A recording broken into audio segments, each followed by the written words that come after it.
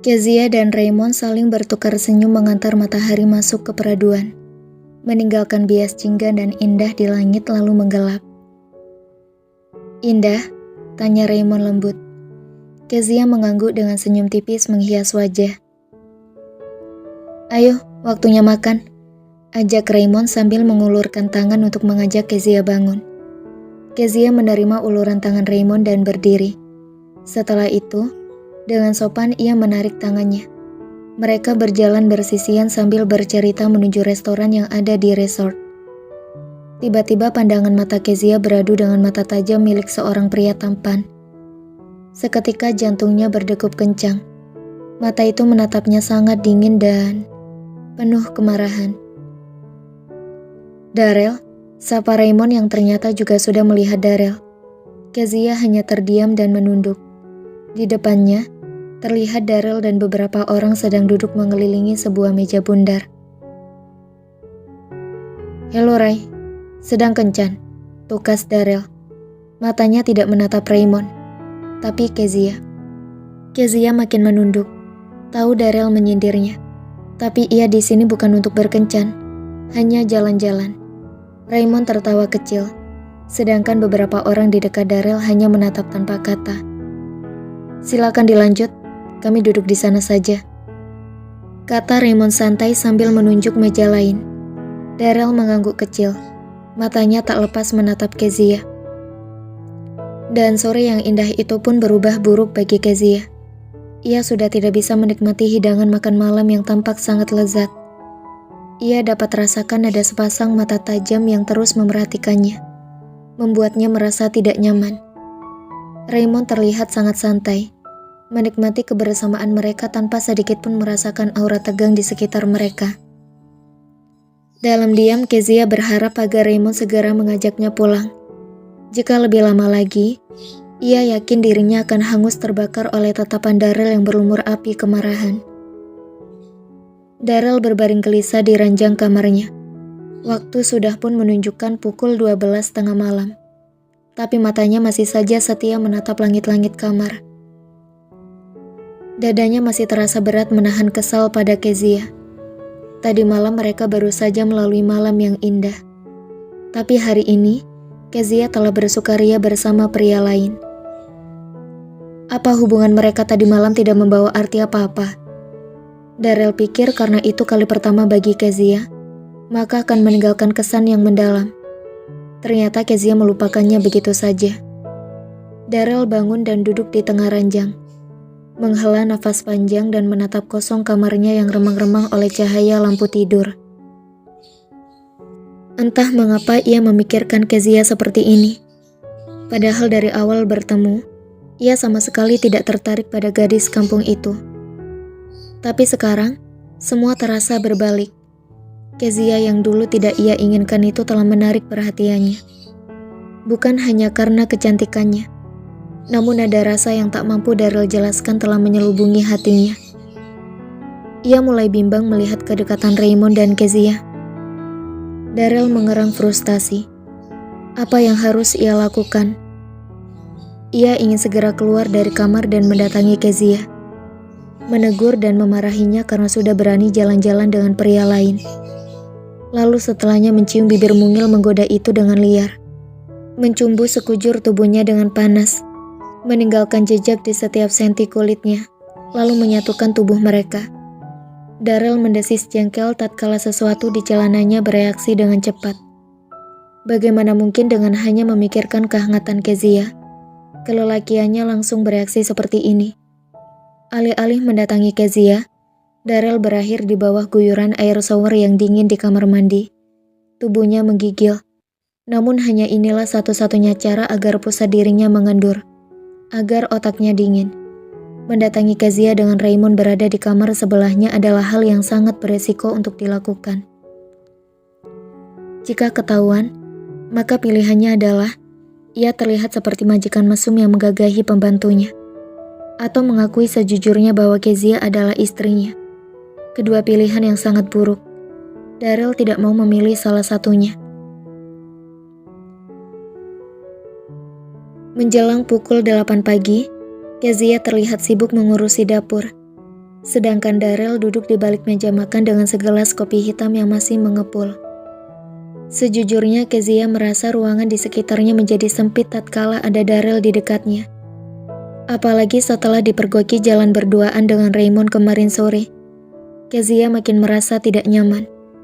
Ia tidak berselingkuh, tapi belum tentu Darrell berpendapat seperti itu. Dengan sudut matanya, Kezia melirik Darrell. Wajah itu terlihat sangat tampan pagi ini meski bisa dibilang sedikit berbeda dari biasa. Tampak lingkaran samar di bawah matanya seperti akibat kurang tidur. Apakah Darrell memikirkannya? Kezia menatap menerawang tangannya yang masih berlumur busa sabun. Sudah hampir 5 menit ia mencuci gelas yang sama, menandakan pikirannya sedang melayang. Pagi Kezia, Darrell. Kezia menoleh dan mendapati Raymond berdiri di ruang makan dengan wajah segar dan pakaian rapi. Ia memakai celana jeans 3/4 dan baju kaos pas tubuh lengan pendek, yang menonjolkan dengan sempurna otot-otot tubuhnya. Kacamata hitam tampak menggantung di leher bajunya. Mata Kezia membesar tatkala melihat sebuah koper tergeletak di sudut ruangan. Aku akan pulang hari ini. Bisnisku membutuhkan perhatian lebih setelah beberapa hari ditinggal. Raymond menjelaskan tanpa ditanya. Seketika wajah Kezia berubah datar, berusaha menyembunyikan rasa sedih yang tiba-tiba datang menyelubung hatinya. Selama ini Raymond sudah teramat berbaik hati padanya, dan kepergiannya tentu saja membuat ia sedih. Kezia bahkan tidak tahu kapan Raymond akan kembali. Berbeda dengan reaksi Kezia, Darrell tampak mengukir senyum. Bisnismu yang butuh perhatian, atau kekasihmu di sana? Tukas Darrell dengan sengaja. Raymond tersenyum lebar tanpa berusaha menyangkal atau menjelaskan apapun. Ia berjalan mendekati Kezia. Kezia, maaf, aku harus pulang hari ini. Terima kasih untuk semua kebaikanmu selama aku di sini. Aku harap kamu jaga diri baik-baik. Mendengar itu, Kezia ingin menangis. Suasana haru tiba-tiba menyelubung hatinya. Namun karena sadar ada Darrell di sana, sebisa mungkin ia menahan air mata dan hanya mengangguk pelan. Kezia sadar ia tak punya hak mencegah kepergian Raymond. Yang bisa ia lakukan saat ini hanyalah menarik nafas panjang untuk melegakan rasa sesak di dada. Ia ingin bertanya kapan Raymond akan kembali lagi. Namun hal itu mustahil untuk dilakukan. Ada Darrell di sana, dan Kezia tidak mau mengundang salah paham suaminya. Kezia, maaf, aku harus pulang hari ini. Terima kasih untuk semua kebaikanmu selama aku di sini. Aku harap kamu jaga diri baik-baik. Darrell merasa ingin muntah mendengar kalimat Raymond yang sangat berlebihan. Lagi pula seharusnya Raymond berterima kasih padanya, bukan Kezia. Dirinya lah yang memfasilitasinya selama di sini. Dengan hati yang riang bukan kepalang, Darrell menyesap kopi, yang meski pahit namun terasa sangat manis. Kepergian Raymond tentu saja menjadi sebuah kelegaan baginya. Mulai hari ini, ia akan bebas bergerilya. Tidak akan ada yang memergoki jika malam-malam ia mendatangi kamar Kezia. Selain itu, tentunya tidak akan ada lagi pria yang mengganggu istrinya. Tidak akan ada lagi kemesraan yang memuakan yang harus ia lihat. Tadi ia sengaja membuat Kezia berpikir bahwa Raymond memiliki kekasih di sana agar istrinya itu tidak berani berharap banyak. Pesawat jam berapa? Kezia dan Raymond serentak menoleh. 11, kata Raymond sambil berjalan mendekati meja makan dan duduk di salah satu kursi. Kalau begitu aku akan mengantarmu, sekalian ke kantor, kata Darrell ramah. Terlalu ramah malah karena sudah tak sabar melihat Raymond pergi. Terima kasih sepupuku, Raymond tersenyum pada Darrell. Setelah itu membalikkan badan dan menoleh pada Kezia. Aku ingin kopi hitam pagi ini, Kezia. Aku pasti akan sangat merindukan semua minuman dan masakan buatanmu. Darrell ingin mematahkan leher Raymond saat itu juga. Berani sekali sepupunya merayu Kezia di hadapannya. Tak usah berlebihan, Ray. Jangan merayu milik orang, tukas Darrell jengkel. Raymond mengerut kening. Milik siapa? Kezia menoleh, menatap keduanya dengan raut tegang. Semenit, 2 menit, 3 menit berlalu. Darrell hanya membisu. Tentu saja ia tak akan menjawab. Tadi ia keceplosan, dan pastinya ia tak perlu meralatnya karena akan menjadi tidak masuk akal jika ia katakan Kezia adalah istrinya. Karena selama ini ia mengakuinya sebagai pembantu. Yang penting Raymond pergi dan ia aman, lega. Dengan perasaan yang tiba-tiba terasa kosong, Kezia masuk ke kamar yang sebelumnya ditempati oleh Raymond. Ia membuka jendela dan berdiri sejenak di sana, membiarkan angin segar bertiup membelai rambut dan sekujur tubuhnya. Wangi parfum Raymond masih tertinggal di sini, membuat Kezia makin teringat pada pria tampan dan baik hati itu. Kezia menghela nafas berat. Raymond telah pergi. Kini tinggallah ia sendirian di rumah saat Darrell sibuk bekerja. Tidak ada lagi teman berbagi cerita. Bahkan jika Darrell ada di rumah pun, mereka pastinya tak akan pernah berbincang-bincang. Pandangan Kezia jatuh pada taman mini di depan rumah, pada kupu-kupu dengan corak sayap yang sangat indah, yang sedang menghisap madu bunga, lalu pergi begitu saja. Apakah Darrell seperti kupu-kupu itu? Mata Kezia seketika berkaca-kaca teringat bagaimana sikap Darrell setelah mendapatkan dirinya. Dingin dan tak acuh. Apakah ia sama seperti bunga itu? Tak berarti apa-apa buat si kupu-kupu yang hanya menginginkan kemanisan madunya untuk melepas dahaga. Dan Kezia yakin, ia juga akan seperti bunga tersebut yang pastinya akan membiarkan kupu-kupu itu kembali lagi. Meneguk sisa madu dirinya, lalu pergi lagi. Kezia tahu hatinya sangat lemah jika berhadapan dengan Darrell, suami yang ia cintai. Jika Darrell menginginkannya lagi nanti, Kezia yakin ia tak akan mampu menolak. Ia adalah istri sah Darrell dan pria itu berhak atas dirinya. Kendati harus Kezia akui, ia sangat sedih tatkala melihat reaksi Darrell yang teramat datar setelah menyentuh dan mendapatkan dirinya. Tapi benarkah Darrell akan datang lagi? Darrell sedikit pun tidak terlihat tertarik secara fisik padanya meski kini penampilannya sudah jauh berbeda. Cantik dan modis. Sekali lagi Kezia menghela nafas, lalu berbalik dan bersiap membersihkan kamar, melepas spray dan lain-lain. Darrell berdiri gelisah, bersandar pada pilar kuku teras rumahnya. Makin hari, ia merasa otaknya makin tidak waras. Seharian ini ia terus memikirkan Kezia, menginginkannya. Tetes-tetes air hujan yang mulai membasahi bumi mengenai tubuhnya. Bukannya bergerak mundur untuk menghindar, Darrell justru mendongak menatap langit yang tampak mendung tebal.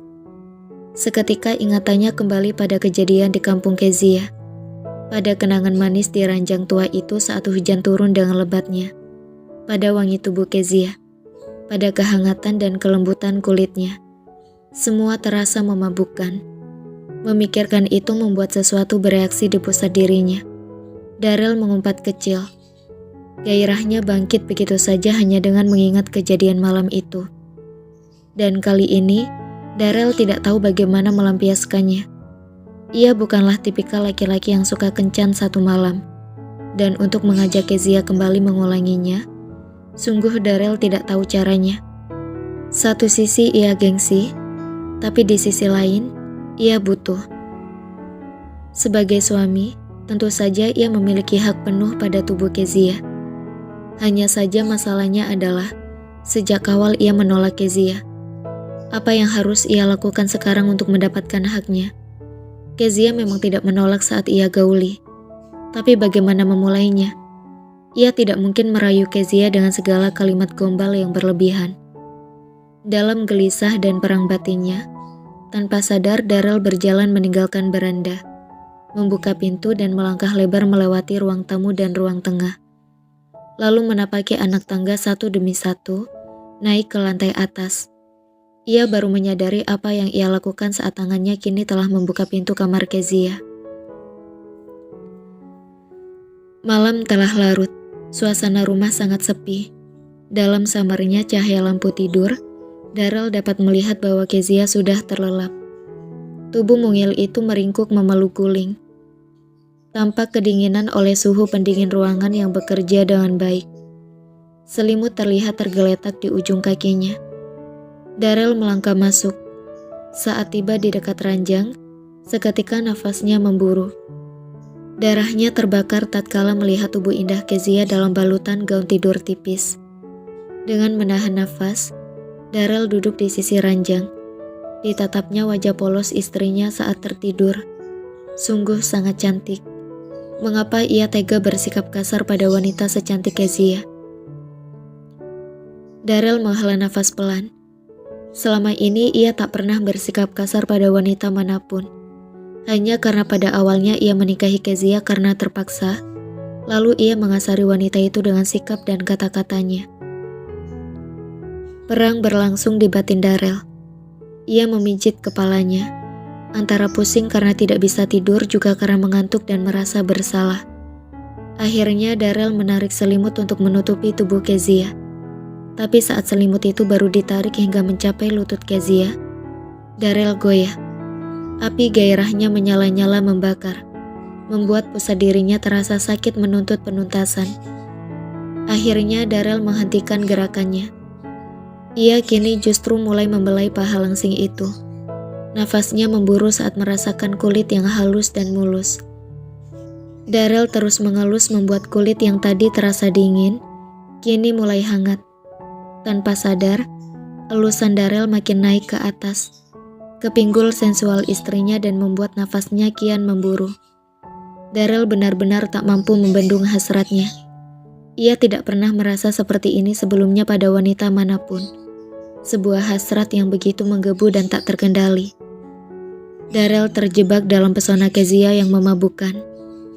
Tanpa mampu menahan diri lagi, elusan Darrell mulai merambat ke atas, melewati perut Kezia yang langsing. Darahnya makin bergolak. Tangannya kini telah menangkup sebentuk gunung indah yang memabukkan. Darrell mengusap lembut telapak tangannya di sana. Saat itulah tiba-tiba tubuh Kezia bergerak. Dan belum sempat Darrell menarik tangannya, Kezia sudah membuka mata. "Darrell?" tanya Kezia dengan mata setengah terbuka dan suara serak mendesah. Mendengar suara Kezia yang sangat menggoda seperti itu, gairah Darrell membakar ubun-ubunnya, menghanguskan akal sehatnya. Yang seharusnya segera menarik diri dan berlalu karena telah lancang mengusik Kezia yang sedang tidur. Alih-alih keluar dari kamar Kezia, tanpa bersuara Darrell menaiki ranjang dan membungkuk di atas tubuh istrinya. Ia tidak perlu menjelaskan apapun, bukan? Tubuh Kezia adalah hak miliknya sepenuhnya. Pagi hari, Kezia terbangun dan mendapati tubuhnya polos dalam balutan selimut tebal. Ia membalikkan tubuh dan seketika rasa hampa menerpa. Tatkala mendapati ranjang di sampingnya telah kosong. Darrell sudah bangun dan pergi begitu saja. Tidak ada bisikan manis dan kecupan penuh perasaan untuknya pagi ini, setelah percintaan panas mereka tadi malam. Dengan perasaan sedih yang tak mampu untuk dijelaskan, Kezia turun dari ranjang dan meraih satu demi satu pakaiannya yang berserakan di lantai. Lalu melangkah ke kamar mandi. Ia butuh mandi air hangat agar merasa lebih baik. 20 menit kemudian, Kezia telah selesai bersiap diri. Ia mematuk diri di depan cermin. Rambut panjangnya yang sedikit lembab sehabis keramas ia biarkan tergerai. Gaun terusan sebatas lutut tanpa lengan dengan model sederhana berwarna hitam melekat pas di tubuh. Tampak begitu kontras dengan kulitnya yang putih. Polesan lipstik berwarna lembut di bibir membuatnya tampak segar. Gaun ini pemberian Raymond, dan kini pria itu telah pergi, meninggalkan kenangan manis di dalam hati.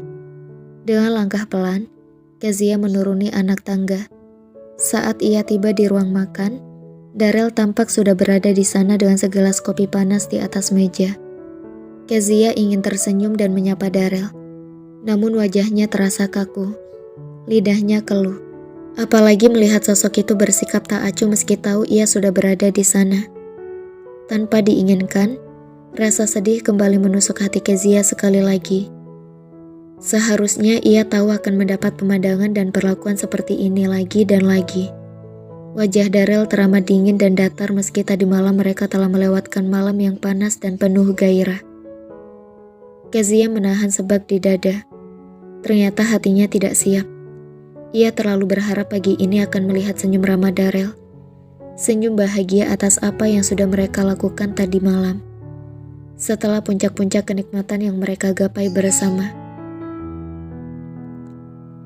Dengan menahan air mata yang seperti hujan bersiap turun tatkala mendung tebal menyelimuti langit, Kezia menuju bak cuci piring. Tidak ada piring kotor yang bisa ia cuci. Namun ia tetap berdiri kaku di sana bak manekin di dalam butik. Menatap hampa pada keran air di depannya. Semua terasa menyedihkan, menyesakkan dada.